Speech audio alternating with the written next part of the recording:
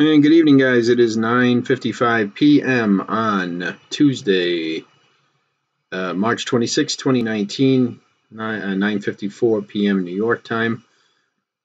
And making a follow-up video. As you guys know, I made a video last night previewing the RBNZ New Zealand dollar rate decision and statement. So if you want to check that out, you can go back and watch that. You might want to do that first if you haven't seen it. This is a follow-up, as I told you I would make one. And so let's take a look. So as I was saying last night, there was uncertainty on what the RBNZ was going to do. Their data has been, pretty good, but showing a little sign of weakness. And of course, the global economy generally, maybe outside of the United States, is weakening a bit. So there was question about whether they were going to come out a little bit more dovish, or if they were going to just hold pat, or if they were going to actually maybe kind of buck the trend and be hawkish. And I think the consensus was going to be that they were either going to remain neutral or maybe a little bit dovish. And so, and I also said last night that I felt by looking at the patterns, the chart patterns, if nothing else, that my bias would be that the Kiwi dollar would sell off just based on where the patterns were looking. And so the news came out about an hour ago, just under an hour ago now.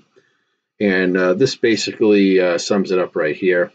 So RBNZ keeps their overnight rate on hold 1.75%. So that was expected.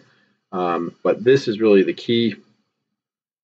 So in their last statement, they said their next move could be up or down in terms of the rate. Remember, generally speaking, when a bank raises their interest rate, that's good for the currency. It shows strength in the economy, and the reason why the bank raises the rates is to kind of keep the economy from overheating and accelerating too quickly. And inflation kind of the theory is that inflation gets out of control if it heats up too much.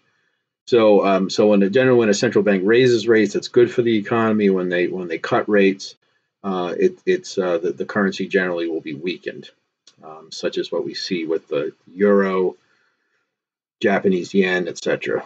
And as I just said, what they said last time is they were expecting the next rate decision to go up or down based on the news. Well, you can see right here, they said more likely the direction of their next move is down. Okay, so that is a substantial dovish change.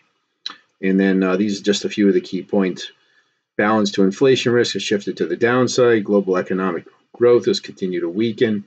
Low rates as well as increased government spending and investment to support growth this year. So in other words, they're saying, more, quantitative easing, or at least keeping rates low in order to try to spur growth. Because that's why when the economy is kind of faltering, the theory is, again, central banks will cut rates in order to make, borrowing and lending cheaper. And that is supposed to, stimulate economic growth and push inflation up a little bit. But basically, more importantly, to try to stimulate borrowing and make money cheaper to borrow, so that therefore people would borrow more, spend more, businesses might invest, etc. So whether you believe that or not, that works is not really the point, because it is what it is. That's what they do. And as you can see down here, as a reminder, the RBNZ previous outlook February meetings at the next direction could be up or down. And as I said here, now they're saying most likely it's going to be down.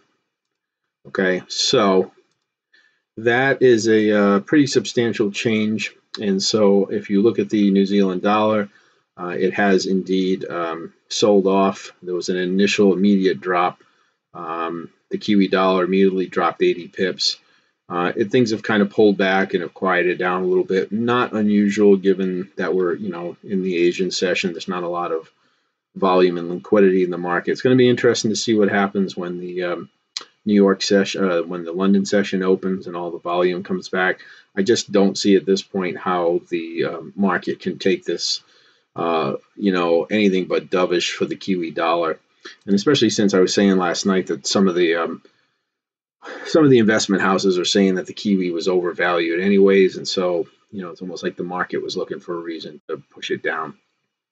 and I think this clearly gives them that reason. So anyways, really quick look at the charts. So you can see I went long here on the Euro Kiwi.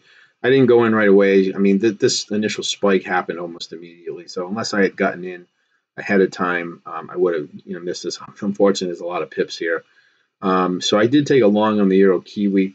Though I will say that I'm a little bit nervous about this trade, only because the euro is such a weak currency right now that I'm worried about that this might just die out. Now, obviously, when it gets up here and hits this trend line, we're going to find resistance here. But if it breaks through here and takes out this high, because you can see we've just been making lower highs here going down. We take out this high, break through here. I expect to break through, come back, retag it, and then go. I don't know how long this move will last. But again, given the fact that the euro is a weak currency, it makes me a little bit nervous. If we zoom out a little bit, you can see the market came right down here, and we had all this overlapping stuff here, and then it stopped. Now, from an Elliott wave standpoint, I also would have felt more comfortable if this had stopped right here, just above where, because then I would have just looked at this as like 100% retracement of this move up, of this move down. No, excuse me, 100% retracement of this move up. That this move down would have been 100%, but we actually went a little bit past there. So that again makes me a little bit nervous, but this is a really strong candle going up here, and let's just see what happens when the London session comes back in. And if you see tomorrow or today, depending where you're watching this, London reopen and this thing breaks these highs, then I think at the very least we'll come back up here and at least repeat this, and it'll probably at least come back to this area up here, which obviously would be a significant move of, that's 900 pips. The Euro Kiwi is a pretty pip rich account currency pair. So anyways, guys, so that's how Euro Kiwi looks. And if you go and look at the other Kiwi pairs, I mean, you're going to see pretty much across the board it's down. So here's Kiwi Canadian, Kiwi Swiss, Kiwi Yen, and I said Kiwi Yen would probably be a good one to take. I actually didn't take this one. I did take Kiwi Dollar because I did like this kind of triple top here for your old technical traders. It's a nice triple top here, and I still look at this move. This is a nice 5-way. Let me go over to my trading view accounts here, and take a look at trading view here. Well, to find the Kiwi Dollar. I mean, I think really you could have taken any of those and it would have been good. But so let me zoom. Let me look at this. And I didn't label this ahead of time. I apologize. Give me 1 second. So, I'm basically looking at this as this 5-way move up. You want to just talk about Elliott wave, and then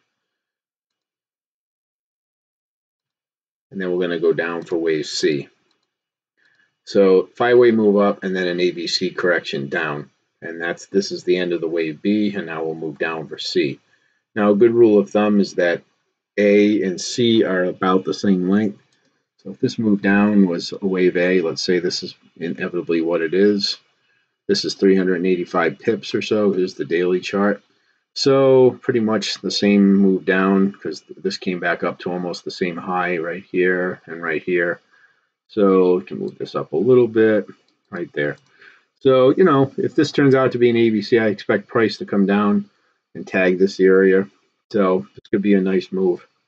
And if you look at Kiwi Yen, I mean, this clearly is a correction, and this is probably going to keep going. You could, even though this has already moved quite a bit, this is the daily chart. This has already moved, let's see how many pips this has already moved. This has already gone down 114 pips, and it's just getting started. But I think this is going to come down significantly. This was a trend down. Now we have this correction up from a standpoint of, a fib retracement. It's a little hard because of this big wick here, but I mean, look, it went right to the 78.6 retracement level, and right to the pip pretty much, and now it's moving back down. So I expect this will continue down. So I really think any of these you could have taken. I may actually look to jump into this Kiwi yen, but I'll wait for a pullback. I'm not going to try to grab a falling knife, because this is bound to correct back up here at some point. Might not be a big correction, but I do expect to see a little bit of a correction before this moves down.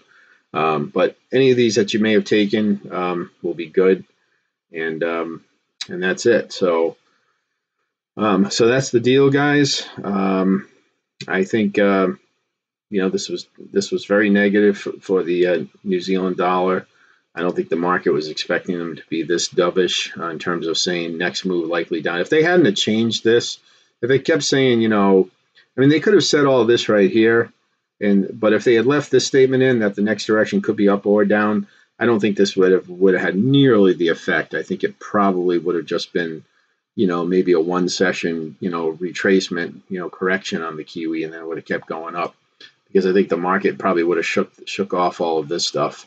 But the fact that I think this is the key line right here, in my opinion. So I think that's pretty telling, that they really have put a more negative spin on things, and that they're expecting their next move to be down.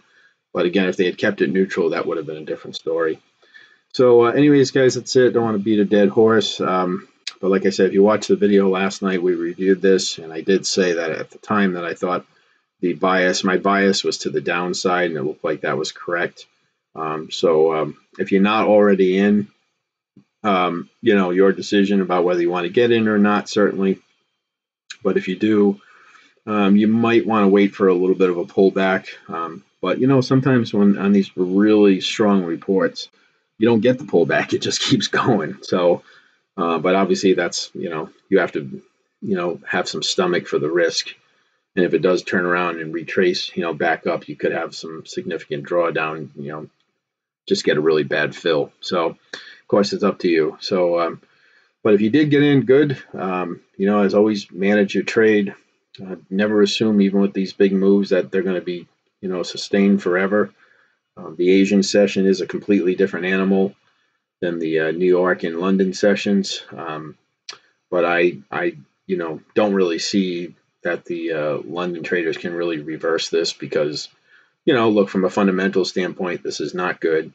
And from a chart pattern standpoint, it looked pretty clear that the bias was to the downside, and that, the up move was kind of running out of steam. So at least for now.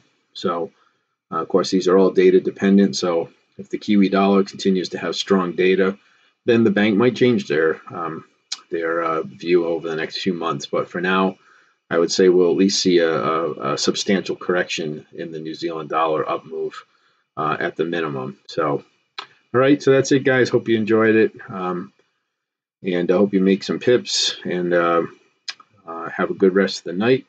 Any questions, please leave them in the comment section. Please like the video, share the video, like the channel, etc., and appreciate your taking a look. All right, guys, have a great night. Talk to you all soon.